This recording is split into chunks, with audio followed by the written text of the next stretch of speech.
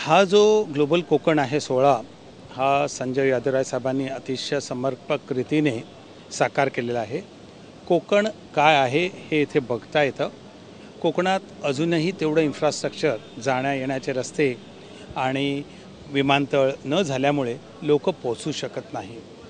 कोकण अजूनही ज्याला वर्जिन म्हणतात तसा वर्जिन असल्यामुळे कोकणाच्या डेव्हलपमेंटला फार स्कोप आहे आणि कोकण पॅकेज केलं पाहिजे। कोकणासाठी विशेष पॅकेज केल्यावरती कोकण हा समृद्ध संपन्न करता येईल आणि टुरिझम हा कित्येक राष्ट्रांचा इन्कम टुरिझमवर आहे।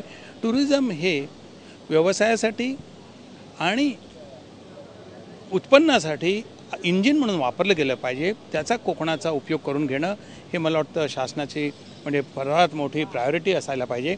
आणि जर कोकण वाढलं तर महाराष्ट्र फार जोमाने वरती येईल, कारण निसर्ग आणि नैसर्गिक टुरिझम ज्यामध्ये मी सुरुवात केली ऑर्किडच्या मार्फत हे फार महत्त्वाचं आहे। लोकांना त्यामध्ये आनंद मिळतो आणि तो द्विगुणित करावा अशी माझी इच्छा आहे। नुसतं चॉकलेट चांगलं असून चालत नसतं।